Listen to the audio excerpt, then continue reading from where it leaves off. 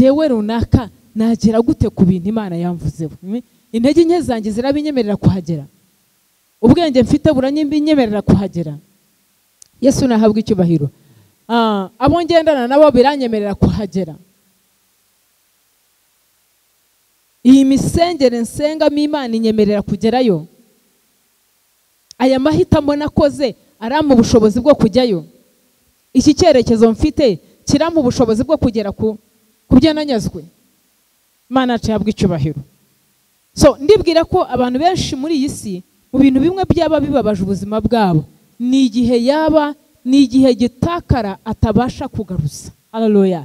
Ni ibihe bitakara atagaruza, ni ibihomba afite adafite imbaraga zo kugaruza, ni ibintu ashaka gukurikira adafite imbaraga zo kubigeraho. Ariko Imana yacu iyo wisuzumye ukimenya, Uwiteka aragufasha kandi aragushyigikira mu izina rya Yesu. Amen. Ubutumwa bwiza bwanditswe na Luka 15, reka mpere ku murongo waho wa 11 n'ubundi. Kandi arababwira ati hariho umuntu wari ufite abahungu babiri, umuherereza abwira se ati data mpa umugabane wanjye w'ibintu ukwiriye.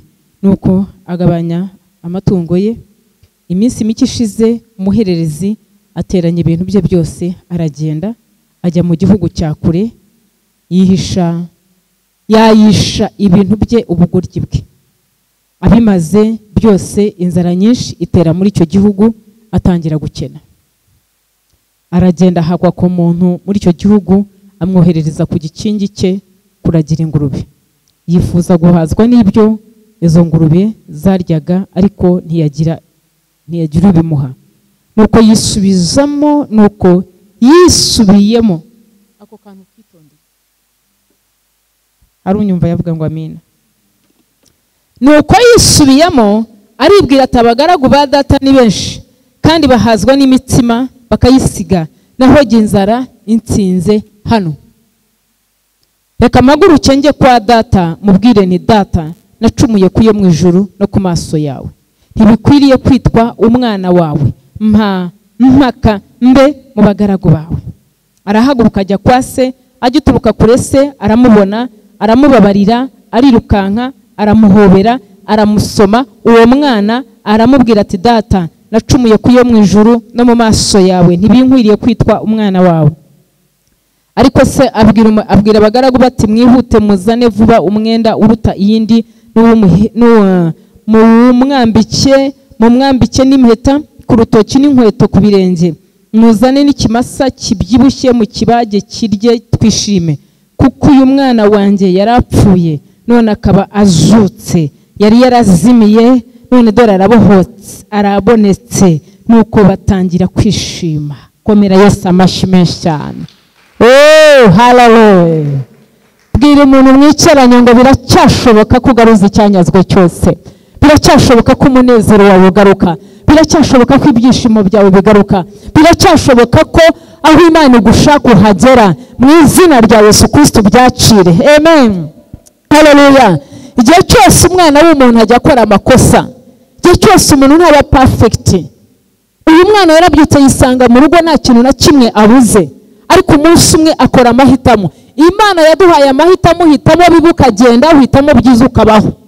Ariko ibintu bitunanira kwakira, ingaruka mbi kenshi zinanira abantu kuzakira.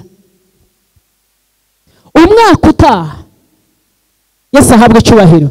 Haleluya. Basezerana ngo buri cyumwanzi w'ibyo kigaruke mu izina rya Yesu Kristo. Basezerana ngo izaba umwaka udasanzwe mu buzima bwawe. Basezerana ngo izaba umwaka udasanzwe. Amen. So icara wigambirireho, ibi nta muntu bisaba. You just plan for yourself. Haleluya. Bibiri avuze ngo aricara, nkuko yicaye imbere akagira amahitamo yo kwaka si ibyo ashaka, ni nako yicaye agira amahitamo yo kugaruka. Niba waranasize n'Imana ukagenda, biracyashoboka kwitamo kugaruka Yesu akakwakira. Biracyashoboka kwitamo kugaruka mu muryango ukakwakira. Biracyashoboka ko washyira ubwenge kugihe ukamenya icyo ukora. Biracyashoboka ko wowe watsinda uhatsindira. Biracyashoboka ko wowe wasonze uhagaburira. Biracyashoboka yuko aho wacikirije ukomeza. Icyubahiro tugihereza Imana. Narangije arabyuka mu gitondo abwira ise ngo ise yari afite ibintu byinshi, ngo bari abana babiri kandi ise yari umutunzi. Arambwira ati kandi niwe wari muto tena. Haleluya. Arambwira ati papa tumva rero twumvikane, njyewe ibyanjye ubimpe kare ngende nibereho, nta bintu byo kuzababara, kandi mfite ibintu n'ibintu byo kuba ndi control ungenga byose yamuhaye reason. Ise yari umugabo mwiza cyane. Haleluya. Kudakontorora n'amahitamo menshi ari mu mitima y'abantu na freedom nyinshi abantu bafite. Yesu ahabwa icyubahiro. Arabyuka mu gitondo yishakamo imbaraga. Ise aramubwira tumva do akira. Niba ari agaceki yarakamuhaye, niba ari agataka arakamuhereza, niba ari agakara kamwereka, ntimurizi se. Haleluya. Umuhungu aravuga tumva wasi urambonye sasa nije nawe umwaka utaha. Amen. Nubwo ndimo ndamureba nko muri Noheli ya 2024 arira, arimo yibaza ikizakurikiraho 2023 arimo arira, avuga ngo ni umwaka utaha uzansanganira, ariko ndashaka kuguha inama nk'iyo yigiriye. Komera Yesu amashimwe cyane. Haleluya. Araje ngo aricara atekereza ati uyu mwaka urangiye ndira, n'umwaka utaha usange ndira. Ariko ngo bakimuha ibintu vuga ngo ararya. Umva zari ku ikofi. Yesu ashimwe cyane. Cheki nta wundi wasinyagaho niwe ngo aramurindira.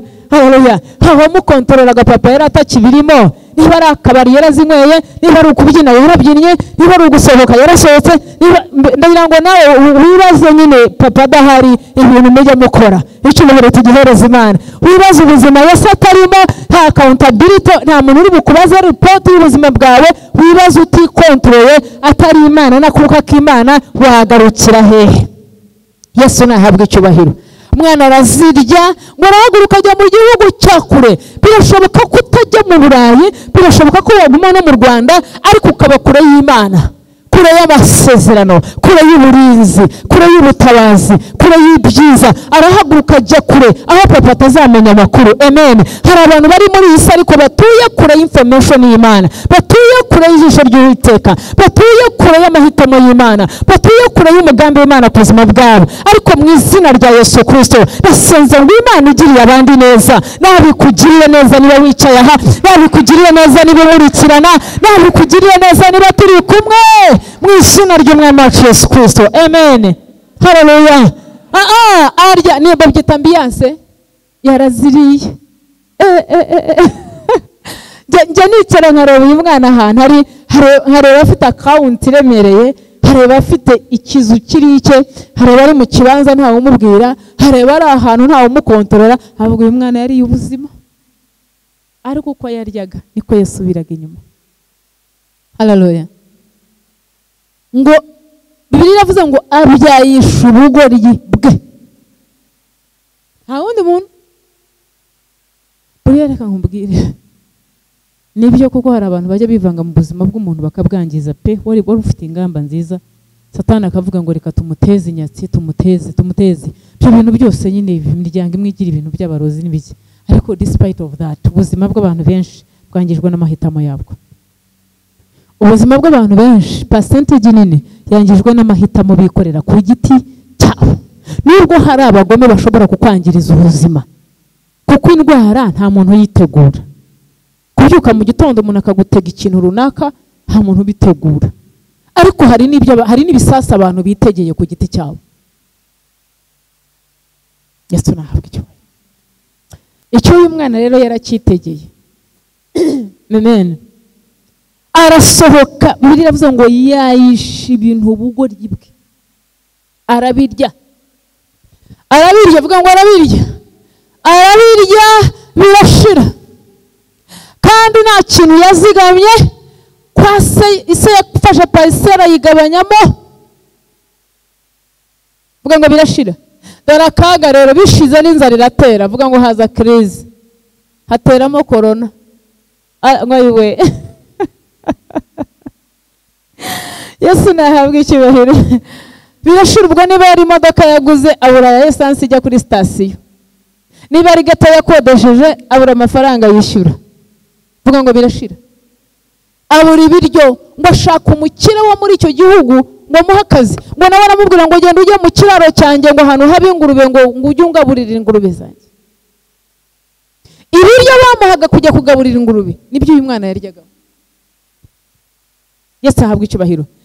Behind every, nyuma ya buri mahitamo haba ingaruka nziza cyangwa ingaruka mbi. Ariko ndasenga Imana ngo umwaka utaha Yesu abe uwa mbere. Ndasenze ngo umwaka utaha Yesu abe reka abantu bahitamo, ariko buri mahitamo agira ingaruka zayo. Komera Yesu amashyi menshi cyane. Oh, hallelujah. Amen. Amen. Iminsi ya mbere yahisemo aravuga ati choice nkoze nta wundi mugabo ugiye ikora, ariko nanone inzara ije nabwo nanone akora andi mahitamo. Ndashima Imana ko nubwo habayeho kwayisha ibintu ubugoryi bwe, ariko yarongeye arisuzuma. Tugeze mu end y'umwaka aho nsaba ngo wisuzume before you enter another year. Restoration ni igihe ugaruza ibyo watakaje kandi binyuze mu mahitamo yawe. Komera Yesu amashyi menshi cyane. Amen. Koresha amahirwe yose ashoboka ugaruza ibintu byose. Ubusabane bwawe n'Imana bugaruke. Niba udafite agakiza ukakire. Igihe cyose wakuyemo papa wo mu ijuru, ubuzima bwawe buba buri muri feria. Ngo aragenda ajya kure ya papa we. Vuga ngo kure ya papa we. Hallelujah. Hallelujah. Bagenzi wasiga papa w'uyu mubiri, ariko ntuzasige papa wo mu ijuru. Papa wo mu ijuru ntabwo umusiga ngo byemere. Yesu ni umusiga ngo byemere. Imana ni umusiga ngo byemere. Niba hari umwana uvugana n'abaha cyangwa hari umugabo akomera Yesu amashyi, ibijya byemera. Abantu bihagararaho ariko ntibyemera. Tujya twihagararaho ariko uramusiga ntibyemere. Haleluya. Uragenda ukarya ariko waryama umutima ukagukubita. Uva mu cyaha ukaza ugaragara nkaho udasanzwe, ariko wagera ku ruhande umutima wawe wenyine nta wundi mugabo ufite ugushinza, ukakubuza amahoro ukarara wicaye. Uyu mugabo nimukamusige, yasenze ngo mu mahitamo ugiye gukora 2024 ubanza ushire Yesu mu mutima wawe. Haleluya. Abo wa mbere nimwubaha Uwiteka Imana yanyu, bavuga ngo nimwumva mukanyumvira muzarya ibyiza byo muri iki gihugu. Shaka Yesu urya ibyiza byo mu gihugu. Shaka Yesu ubane n'umuryango wawe. Shaka Yesu ugendane n'Imana unezerewe. Imana iguhaye amahoro Satani yibye. Imana igaruza ibintu byose yibye mu buzima bwawe. Yakira mu izina rya Yesu Kristo. Akira wowe waje mu izina rya Yesu. Hallelujah. Amen. Amen. Abihitamo aravuga ati reka njye naho batanze. Yes. Umuntu ajya avuga ati mva iyo Mana niba inabaho reka ndebe ko aha hantu izahamenya. Ngiye gukora ibintu nihagira ubimenya mva kwizi kureba abantu. My dear, ntabwo ari ngombwa ngo ugendane nawe, ibihe bizakugarura. Ibihe bijya bigaruza abantu. So 224 icara wisuzume. 23 dore irimo irarangira, dusigaje umunsi umwe. You not late niyo wabona iki kiganiro hashize ukwezi, haracyari amahirwe. Icara urebe ubwute nkanjye kuri iyi myaka mfite ahantu nayishije intege nke zanjye ni he, igihe cyanjye nagitaye he, intege nke zanjye nasigize he, ahantu nabaye umupfapfa muri ubu buzima ni he, ahantu nahaye Imana umwanya ni he, ibintu byagiye byangijwe n'iki, inzira zanjye nakoze zarimo Imana, plan nakoze zarimo Yesu. Check yourself. Urabona igisubizo cy'umwaka utaha. Icyubahiro gihereza Imana. Uyu mwana ngo atangiye kurya ibiryo byo kungurube, ibiryo ingurube zisigaje. Zarabanzaga zikanarya. That's life. Ubwo n'ubuzima bubabaje Imana. Ubwo n'ubuzima utifasheho igisubizo.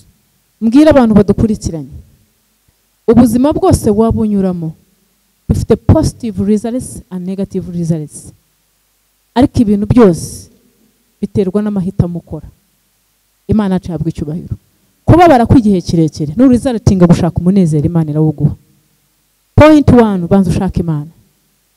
Aragenda ahakwa ku muntu wo muri icyo gihugu, amwoherereza ku gikingi cye kuragira ingurube. Umwana wari ufite byose ajya kuragira ingurube. Yifuza guhazwa n'ibyo ingurube zaryaga, ariko ntihagire ubimuha. Ayiwe yaranabibuze, vuga ngo yaranabibuze. Ushaka kugaburira ukanamubura. Nuko yisubiyemo, ako kantu niko nshaka. Vuga ngo yisubiyemo. Nukuvuga ngo ni umuntu ugomba kwifataho icyemezo. Ibintu mbamo biri clear. Imana igaragarira muri runaka ko kitagaragarira muri iki. Yesu ahabwa icyubahiro. Amashuri yize niyo nsize harabura iki. Now nuko yisubiyemo aribwira ati abagaragu ba data ni benshi kandi bahazwa n'imitsima bakayisiga, naho jye inzara insinze hano, reka maguruke njye kwa data mubwire nti nacumuye ku yo mu ijuru no ku maso yawe. Ntibinkwiriye kwitwa umwana wawe, mpaka mbe umugaragu wawe. Akantu kanshimisha, yisubiyeho. Bwira mwene so ngo yisubiyeho, mubwire ngo isubireho. Haleluya. Umuti uri muri wowe, icyubahiro gihereza Imana. Amen. Yisubiyeho aravuga atumva nubwo nsonza papa afite ibintu agaburira imitsima, yabuze n'iby'ingurube zasize, aravuga ati none papa wagabura imitsima, abagaragu bakana yisigaza, none jyewe ndaha. Aravuga ati rero ndabizi sinyira umwana, ariko papa ntiyakwanga kongera umugaragu. Yisubiraho, vuga ngo yisubiraho. Barizo mwicyane ngo bwera ataye igihe kingana iki? Ntabwo muri twereka igihe, ntabwo nzi igihe bimazemo, ntabwo nzi igihe uhatindiye, ntabwo nzi ahantu bipfiriye, ntabwo nzi ahantu binukiye, ariko ndashaka kubwira ngo imigambi yawe si yo migambi y'Imana. Imigambi y'Imana iyo wagarutse iragaruka. Yavuga ngo nimungarukira nzabagarukira. Hera Imana amashimwe izina ryose. Ndasenze ngo Yesu agaruke mu buzima bwawe, ndasenze ngo Imana igarukire ubuzima bwawe, ndasenze ngo ukore amahitamo meza. Kuba warabaye icyohoke cyane ntabwo bisobanuye ko Imana itakubaka. Kuba warasenyutse umutima Yesu yakongera akawubaka. Kuba waraguye Yesu yakubyutsa. Kuba warananiranye muri famille Yesu yakunda. Buri kintu cyose cyagusenye kiri igihe cyo kubakwa mu izina rya Yesu Kristo. Ubyumva avuge ngo amina. Haleluya. Hari umuntu Yesu arimo gufasha. Yesu nahabwa icyubahiro. Vuga ngo jyewe yisubiyeho. Hari umuntu wumva arimo kwisubiraho? Hari umuntu wumva arimo gufashwa? Yisubiyeho. Isi message y'umukristo gusa.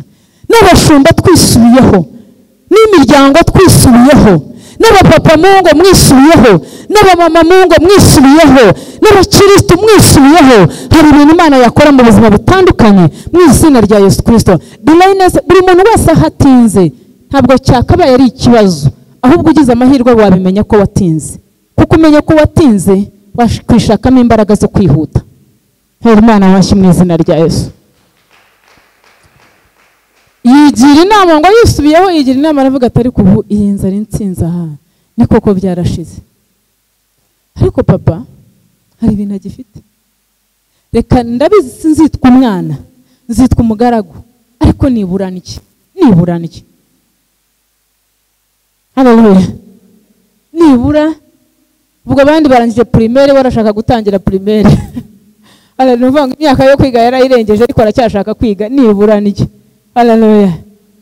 Everyone is not late. Ntago umuntu wese arakerererwa aramutse akoze amahitamo meza. Mpera Imana icyubahiro mu izina rya Yesu. Amen. Asubirayo. Bibiliya avuga ngo asubirayo, ngo afata icyemezo. Iki cyemezo kiragoranye. Icyemezo gisubiraho aho watukiwe, icyemezo gisubiraho bagusuzuguriye, icyemezo kibabarira uwakubabaje, icyemezo kikora ingamba abantu batagutekerezamo n'umunsi n'umwe, icyerekezo haleluya. Ariko abantu bose bari bufata ibyemezo byiza bakamaramaza kubaka ibyiza, Imana igiye kubashyigikira mu izina rya Yesu. Yesu agiye kubashyigikira mu izina ry'Umwami wacu Yesu Kristo. Ifataho ingamba, aravuga ngo nsubiyeyo. Atera intambwe mu mwuka, utera intambwe mu bikorwa, utera intambwe mu mahitamo, atera intambwe.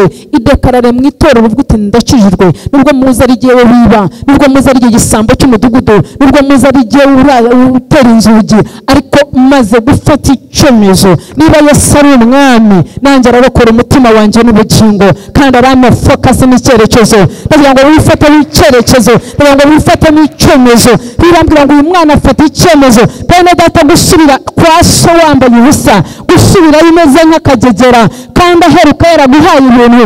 Munsi umwe baraguciyeho witwara, undi munsi bakagucaho uhambaye, undi munsi bakagucaho irabagirana, mu gitondo ukagaruka wiyuba. It is not easy, ariko ndashima Imana yo mu gihugu cyo mu ijuru kubwo abantu bagiye gufata ibyemezo.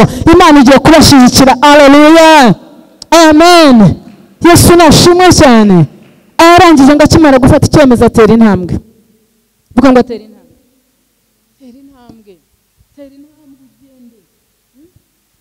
Aho wumva ushaka ko inzozi yawe yubakirwa, aho wumva ushaka ko Imana isanira umutima wawe, ni cyane dusiza overnight. Wumva Imana ishaka kwigusana, tambuka. N'ibintu binkwiriye, arahaguruka ajya kwa se, agituruka isi aramubona, aramubabarira, arirukanka, aramuhobera. Ngiye Imana yacu. Bwira mwene so ngo ngiye Imana yacu. Amen, amen.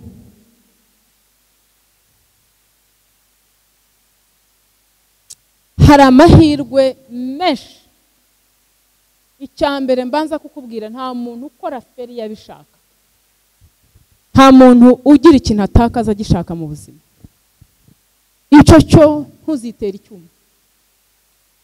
Arucikiriza amashuri ntababishaka, arusenya ntababishaka, arurwara ntababishaka, arufata business ikamuhombana ntababishaka. So uburyo bwose ufite ikintu wabuze nango watakaje ntiyari amahitamo. Izashimwe cyane. N'uyu mwana ntabwo yarazi ko bizamugeraho. Ubuzima bwe yumvaga agiye kubutegura kurushaho. Haleluya. Ariko yikanga rosi yabaye. Ariko niyamubwira ngo aho Satani asoreza umuntu, Imana igitangiriraho. Amen. Niba ushaka 224 iri gisubizo cy'ubuzima burambye, garuka ku Mana. Bwira mwene so ngo back to God. Haleluya. Mbwira ngo subira ku Mana. Imana yacu ifite icyumba cya buri muntu wese. Ku rwego rwose waba warasenzegeyeho, Kristo afite icyumba cyawe. Ku rwego rwose waba warakubisweho, Yesu afite icyumba cyawe. Ku rwego rwose waba warakennye, Yesu yakuzamura. Ku rwego rwose waba waratakaye, Imana yakubaka. Komera Imana yacu amashyi cyane. Haleluya, amen. Yigira inama agaruka kwa papa. Abantu bari bubone intsinzi bariho mu buzima, abantu bari bafite icyemezo cyo kwiyunga na Yesu, kwiyunga na data, kwiyunga na papa wo mu ijuru, ubiyunga n'Imana. Dawidi yaravuze ngo intambwe z'umuntu ziyujuje n'Imana, intambwe z'umuntu ziyunze n'iz'Uwiteka. Haleluya. Ngamwunga n'abanzi be, buri cyanze cyose kiremera. Kuko uturije bikanga business yabaye umwanzi wawe, iyo yubatse bikanga urugo rwabaye umwanzi wawe, iyo ushaka kubyara bikanga. Amen. Yesu ashimwe cyane. Ariko iyo umuntu yijuje n'Imana, icyakwangaga cyose kikonekitinga nawe. Niyo ari umurozi abura uko abigenza, niyo rugambiriyeho kukwica, Yesu arakurengera. So buri muntu wese ushaka kugaruza ibintu byapfuye 223 cyangwa imyaka yose yatakaye, iyunge na Yesu. Biraza kwemerana n'ubuzima bwawe, biraza kugaruka mu izina rya Yesu. Wafata icyemezo asubira kwa papa. Nta wundi papa dufite ukuye n'Imana. Haleluya. Hari ahantu bamwe bagenda bakavuga turamuruhutse, ariko Imana yacu ntiyiruhuka.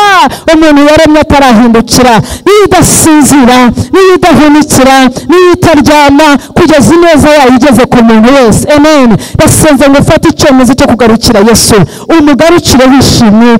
Bivuga ngo agihinguka. Agihe papa wakora iki? Papa yakoze iki? Uko niko data dutegeye amaboko. Komera Imana yacu amashyi cyane. Umwana yaje abebera, avuga ngo yaje abebera, avuga ngo yaje abebera. Nguruko agihinguka. Yisati yanga abagabo ntibavuze impundu, sinzi uburyo babyifashemo, ariko ngo arahindukira. Haleluya. Abwira muri umuna watirukanka unshakira ikanzu nziza nziza nziza nziza, atamwambitse agenda. Arambwira ati tambuka uyizana, arayizana, arayimwambika, afata impeta arayimwambika. Arambwira ati amasezerano yawe aracyahari, nta wundi wayatwaye. Arambwira ati hira nawe muri ubu bwami, n'imigabane yawe ndagushumbusha uri umwana wanjye. Yesu nahabwa icyubahiro. Rwarangiza aramusoma ati aramusoma. Haleluya. Aramuhobera akoresha invitation. Uyu munsi biroroshye ushyira kuri status. Uyu munsi biroroshye uhamagara abantu. Aravuga ati nimutebuke muze murebe ibirori mfite. Aravuga ati umwana wanjye yari yarabuze none aratashe. He was lost, now he's found. Komera Yesu amashimwe cyane. Haleluya. Umusaza araserebra. Bagira ngo ufate iyo foto nkuraho Uwiteka. Iyo umuntu mwakijijwe ijuru rivuze impundu.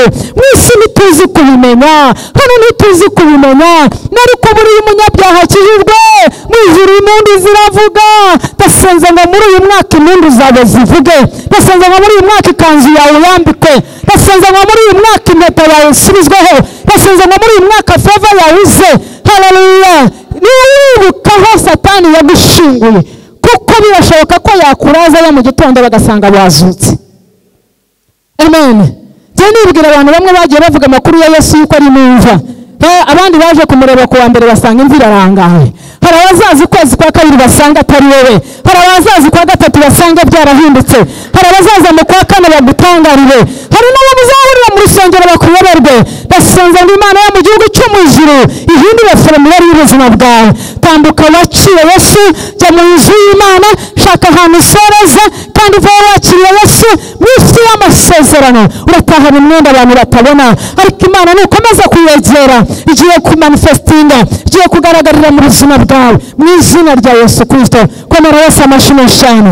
So ndifuza ko umuntu wese mbere y'uko ugaruza ibintu ubuzima bwawe bubanza bugaruke. Yesu Imana niguha inzira yaramonde wapfuye. Yesu Imana niguha imodoka izagenda monde kandi utahari. Haleluya. Banza ugaruke, papa aracyafite byinshi. Mukora ikintu cyo kwiyunga n'Imana. Mukora ikintu cyo kwiyuzuza n'Imana. Turimo dusoza umwaka. I know aravuga ngo umwana wanjye yari yarabuze ariko none aragarutse. Bese hari umuntu ugarutse? Bese hari umuntu uri muri literary ugarutse? Bese hari umuntu byo mvugana n'umwuka we? Ziri muri kiganza cyawe murebe niba turi kumwe. Niba uri muri abantu barimo kugaruka, Imana nihabwe icyubahiro mu izina rya Yesu. Tugiye gusenga, haguruka ku maguru yawe. Ndumva nashaka gutinda hano cyane kuko nigira kanya nzagaruka. Amen. Amen. Abantu benshi icyo basaruye mu mibabaro yabo ni imvune. Ariko izi mvune wongera uzikoreshe, uzihagarareho, ufate ingamba nziza, Imana kubake. Haguruka ku maguru yawe. Uyu mugoroba zamura ibiganza byawe. Ndagira ngo ukora andi mahitamo. Usibe ejo tuzaba turi muri bonane. Coming from one year, entering to another year. Crossover. What are we crossing for? Turimo turambuka iki? Ndifuza ko umunyamubabaro yambuka umubabaro akawusohokamo. Ndifuza ko umukene asohoka mu bukene. Ndifuza ko urwaye Imana imuha imbaraga agasohoka mu burwayi. Sinzi ikintu wambuka, ntugendere mu kigare. Dekarara ikintu wambutse kandi wandikire n'Imana icyo ushaka kugeraho. Uyu mwana yaje afite ingamba zo gushaka kuba umugaragu. Hari igihe umuntu yitekerereza nabi bitewe n'umubabaro, ariko nugera mu Mana igahindura iyerekwa ryawe uzabyemere. Yaje ashaka kuba umugaragu, ariko Isi aramubwira ati uracyari umwana ntabwo uri umugaragu. Tugira ngo mbwire ngo Isi yakwandikaho izina, ariko Data arakubona nk'umwana. Iminsi yakuremera izina, ariko Imana ikubone nk'umwana. Zamura ibiganza byawe.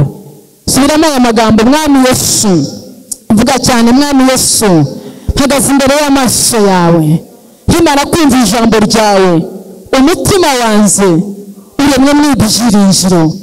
Uhereye none narekuyeho amasezerano, ariko kubw'imbaraga z'ijambo ryawe sanze warasibye imva zanjye, kandi sanze wararokoye ubugingo bwanjye. Nongeye gufata ingamba, ndakwakiriye nk'umukiza n'umwami w'ubugingo bwanjye. Ibyo nibwe byose n'icyo nibyeho cyose bitewe n'ingamba mbi nafashe, uyu munsi wa none ndisuzumye, mbona ngomba kugaruka. Ndasenze ngo umwaka utaha undemere ibyiringiro bidashira, n'umunezero isi idatanga, n'amahoro isi idatanga, n'ubutunzi isi idatanga, n'icyerekezo cyiza, usubize bwa bwiza bwawe, unyambike ya kanzu Yesu, usireho ya masezerano, usubize muri wa mwanya wanjye, nanjye nzaba uwo kwizerwa mu biganza byawe, nzakora iby'ubutwari kubw'imbabazi zawe.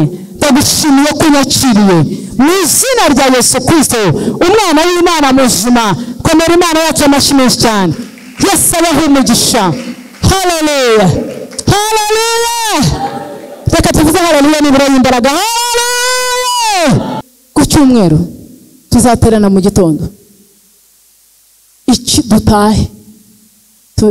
dutahe tugaruke nijoro saa 2 tuzaba dutangiye. Vuga ngo dukomeze. Umva, niba hari n'icyo bakuziritseho tuzakiguhamburaho iryo joro, uzageza ku wa mbere, cyane ko bona nari ku wa mbere, uzatangira no ku wa mbere uri umwere. Ndakurahiye mbere ya Yesu uzaba umwere. Haleluya. Tuzakwambika ya kanzu umwanzi yibye, tuzakwambika ya mpeta Satani yakwambuye. Amen. Tuzagusubiza mu bwiza bwa data, uzabona location mu nzu ya data, uzabona icyo ukora umwaka utaha, uzabona amahirwe arutaha umwaka utaha, uzagira umunezero utaha umwaka utaha. Ibyo umwanzi yibye mu buzima bwawe data azabigarura. Turagutumiye nawe dukurikiranye ku cyumweru muri overnight. Umva, niba bisaba n'amazi tuzayavoma, robine zirahari. Niba binasaba kuhagira umuntu n'ibyango tuzabikora, ariko ndimo ndavuga ngo mu isi y'umwuka hagomba kubaho ikintu mu mutima wawe kiremeka, confirmation igaragaza ko data ajyana nawe umwaka utaha. So turakuraritse inshuti ya Yesu, turakuraritse mushiki wacu, turakuraritse musaza wacu, turakuraritse mama papa, turakuraritse umva. Ntago ari overnight y'abakijijwe, ahubwo umuntu wese wiyumvamo guhindura ubuzima azaza muri overnight. Ni muri Successful Christian Ministries, dukorera hano mu murenge wa Ndera, iheze 15. Kwifatira akamoto kakabura utingiye ku kigo cy'ishuri cyitwa Doctrine. Iyo hageze porotayi ikurikiyeho ni ya Successful, guhera saa 2 z'ijoro hazaba hakavuga ngo Satani azashya, azaduhinzira bishaka atabishaka, azaduhinzira mu izina rya Yesu. Dusenze ngo uzaze tubane. Ushobora gukoresha iyo contact ubona kuri screen, ni nomero ushobora kuduhamagaraho, ushobora kutwandikira message, ushobora kutuyoboza. Ariko iyo overnight tuzayibanemo, nijoro tuzasigiramo gusigwa k'umwuka w'Imana, nijoro tuzashyira ikimenyetso cy'ubwoko bw'Imana, nijoro tuzambuka kuva mu buzima bubi tujya mu buzima bwiza. 2.4 izaba umwaka w'imbaraga, uzaba umwaka w'imbaraga, uzaba umwaka w'imbaraga, uzaba umwaka uri empowered mu isi y'umwuka no mu isi y'umubiri, mu izina rya Yesu Kristo. Shalom. Imana ibana namwe. Bye bye.